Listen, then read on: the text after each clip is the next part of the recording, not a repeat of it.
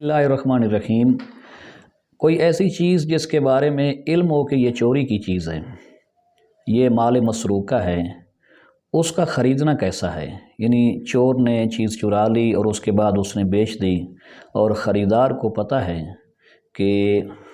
یہ بیچنے والے کا مال ذاتی نہیں ہے اور اس نے حلال طریقے سے یہ حاصل نہیں کیا، یہ چوری کا ہے، تو اس کا خریدنا کیسے ہے؟ دین میں ایک اصول ہے، وہ اصول یہ ہے کہ جب پتہ ہو کہ یہ چیز، اس کی جو برائی ہے، یہ جو آفت ہے یا جو غلطی ہے، یہ فلاں جگہ سے ہو رہی ہے، اس کا یہ رستہ ہے، اس رستے کو بند کیا جاتا ہے، سد باب کیا جاتا ہے۔ اور یہ رستہ بند کرنا، اس کو فقہی اصطلاح میں سد الذرائع کا نام دیا جاتا ہے، یعنی جہاں سے وہ برائی آ رہی ہے وہ رستہ بند کر دینا، وہ ذرائع بند کر دینا، وہ سورسز، ان کا رستہ کلوز کر دینا، بند کر دینا۔ حضور نبی مکرم صلی اللہ علیہ وآلہ وسلم نے چوری کیے گئے مال کی خریداری کے بارے میں کیا ارشاد فرمایا؟ حضرت ابو ہریرہ رضی اللہ تعالیٰ عنہ حدیث کے راوی ہیں، فرماتے ہیں کہ رسول اللہ صلی اللہ علیہ وآلہ وسلم نے فرمایا: من اشترى سرقة وهو يعلم انها سرقة فقد شرك في عارها وإثمها۔ آپ صلی اللہ علیہ وآلہ وسلم کے فرمان عالی شان کا مطلب یہ ہے کہ جس نے کوئی چوری کا مال خریدا اور وہ جانتا ہے کہ یہ مال چوری کا ہے، تو اس خرابی اور اس گناہ میں وہ شامل ہو گیا۔ یہ المستدرک علی الصحیحین میں اسے امام حاکم نے نقل کیا، اور با اختلاف الفاظ اسے امام بہقی نے شعب الایمان میں لکھا ہے اس حدیث کو، اور امام ابن ابی شیبہ نے اسے اپنی مصنف میں درج کیا ہے، اور امام بہقی نے اسے السنن الکبریٰ میں لکھا ہے، اور اسی روایت کو امام اسحاق بن راہویہ نے اپنی مسند میں درج کیا ہے۔ امام حاکم کہتے ہیں کہ یہ حدیث صحیح ہے، ولم یخرجہ، لیکن امام بخاری نے اسے اپنی صحیح میں اور امام مسلم نے اسے اپنی صحیح میں نہیں نقل کیا، ان کے بقول یہ حدیث صحیح ہے۔ حضور اکرم صلی اللہ علیہ وسلم نے یہ جو ارشاد فرمایا ہے کہ مال مسروقہ نہ خریدا جائے، اس کی ایک بات یہ سمجھ میں آتی ہے، اگر سارا معاشرہ اس پہ عمل پیرا ہو جائے کہ چور سے کوئی مال نہ خریدے، تو چور کی چوری میں اس کی حوصلہ شکنی ہوگی، اسے معلوم ہوگا کہ مجھ سے یہ چرایا ہوا مال مسروقہ کوئی خریدنے کے لیے تیار نہیں ہے، تو جب اس سے خریدے گا کوئی نہیں تو اس کی حوصلہ شکنی ہوگی، اور یوں وہ سوچے گا اور رک جائے گا کہ جب یہ میرے پاس یہ چرایا ہوا مال